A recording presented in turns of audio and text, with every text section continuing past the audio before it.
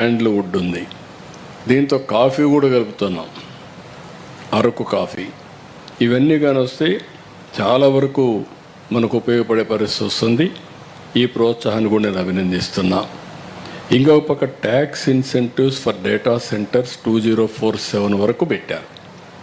Tax incentives data సెంటర్కి వస్తే ఒక్కసారి డేటా సెంటర్కి ఇండియా ఒక హబ్గా తయారవుతుంది. ఇప్పుడే మనకు Visakhapatnam 5-6 minimum 10 gigawatt capacity data సెంటర్స్కి ముందుకు వచ్చారు. అన్ని ఇవ్వలేం, ఎన్ని ఇవ్వగలుగుతాం వర్కౌట్ చేసుకుంటున్నాం.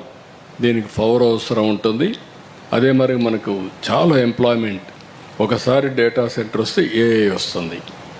ఏఐ వస్తే it is a game changer.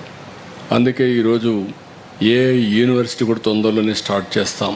Nvidia మిగిలినందరితో మాట్లాడి హైదరాబాద్లో ఉండే ఐఎస్బి మోడల్లో దాన్ని ఒక అటానమస్ బాడీ కింద దాన్ని తయారు చేస్తాం. One of the best AI university I can say. ఆ యూనివర్సిటీ కూడా ఏఐ లివింగ్ ల్యాబ్స్, దీన్ని కూడా తొందరలోనే ఎస్టాబ్లిష్ చేయబోతున్నాం. అప్పుడు నేను చూశాను ఇక్కడ కుప్పంలో 7వ తరగతి చదివే ఒక అబ్బాయి ఒక ఏఐ టూల్ ఉపయోగించి మీరు పోయి నిలబడుకుంటే మీ ఫేషియల్ రికగ్నిషన్ తీసుకొని మీ బీపీ ఎంత ఉంది, షుగర్ ఎంత ఉంది, హార్ట్ బీట్ ఎంత ఉంది, మొత్తం వేరియస్ పారామీటర్స్ రీడ్ చేసేస్తున్నాడు. నీ హార్ట్ కండిషన్ ఏంటి, హార్ట్ హెల్త్ ఏంటి, అవన్నీ రీడ్ చేసే పరిస్థితి కొంచెం 7వ తరగతి కొన్ని కుర్రాడు. మన పిల్లల్ని కానీ మనం ఎంకరేజ్ చేస్తే రేపు రాబోయే రోజుల్లో ఆల్గరిథమ్స్ రాయడం అనేది వీళ్ళకు చాలా ఈజీ అయిపోతూ ఉంది. ఇప్పుడు మనం చాలా ఎక్విప్మెంట్ తయారు చేస్తున్నాం. అవన్నింటికి రీప్లేస్మెంట్ ఏఐగా తయారయ్యే పరిస్థితి వచ్చింది. అందుకే నేను ఒక పిలిపిచ్చాను, రాష్ట్రం మొత్తం ఏఐ వాడండి, లేకపోతే ఏఐ యూజ్ కేసెస్ ప్రిపేర్ చేయండి. దానికి శాండ్ బాక్స్ కూడా పెట్టి పెద్ద ఎత్తున ముందుకు పోతున్నాం.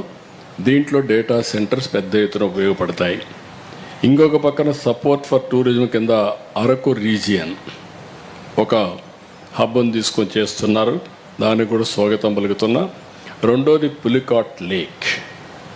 ఇక్కడ ఫ్లెమింగో ఫెస్టివల్స్ మనం పెడుతున్నాం. One of the most beautiful place.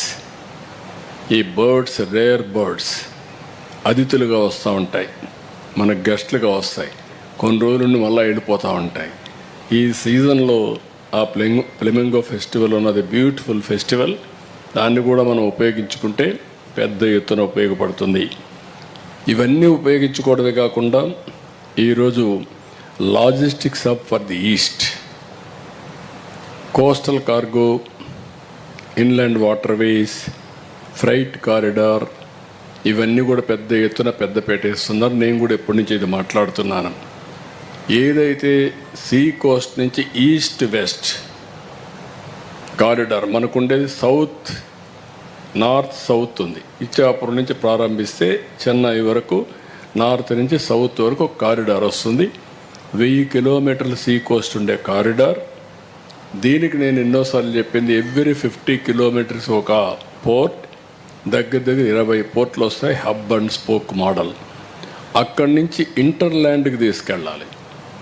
అంటే మనం ఈస్ట్లో ఉన్నాం, దీన్ని వెస్ట్కి తీసుకెళ్ళాలి.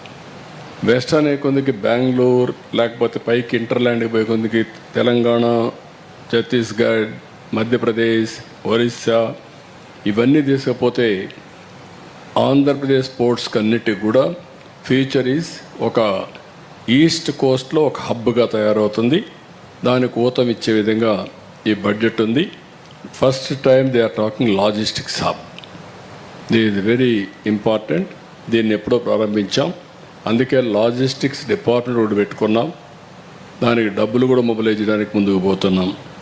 రెండోది సిటీ అగ్లామరేషన్స్, గ్రోత్ సెంటర్స్. ఈరోజు 3 సిటీస్ని మనం ఐడెంటిఫై చేసాం. విశాఖపట్నం గ్రోత్ రీజియన్, అదే మరిగా తిరుపతి ఎకనమిక్ రీజియన్, ఇంకొక పక్కన అమరావతి ఎకనమిక్ రీజియన్. ఈ 3 రీజన్స్ పెట్టుకొని ఆ సిటీస్ అన్నీ కూడా నెక్స్ట్ లెవెల్ ఆఫ్ సిటీస్గా తయారు చేయడానికి health, education, tourism and creativity ఇవన్నిటికీ పెద్ద పెట్టేశాం. దీనికి ఇది ఒకటి దోహదం చేస్తుంది city agglomerations and growth centres తయారు చేయడానికి.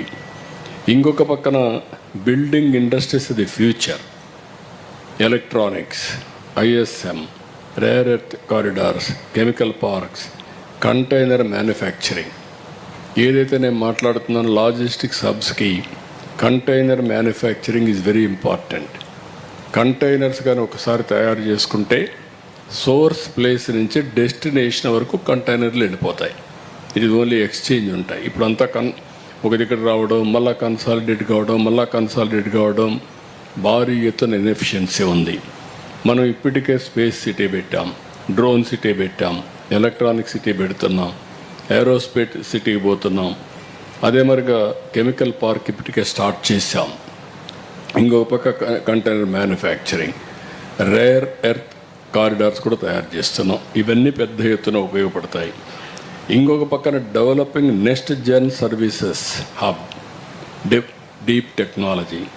ఇప్పటికే మీరు చూసి దీనికోసం బయోఫార్మా శక్తికి 10,000 కోట్లు పెట్టారు. రీజనల్ మెడికల్ హబ్స్ ఇంట్రడ్యూస్ చేశారు, ఆయుష్ హబ్స్ ఇంట్రడ్యూస్ చేశారు. నేను కూడా ఎప్పటి నుంచో మాట్లాడేది ఆయుష్, నేచురోపతి, అదే మరిగా మనకు ఇప్పుడు ఉండేటి హెలోపతి, ఇవన్నీ కూడా ఇంటిగ్రేట్ చేయాలి. ఇంటిగ్రేట్ చేసి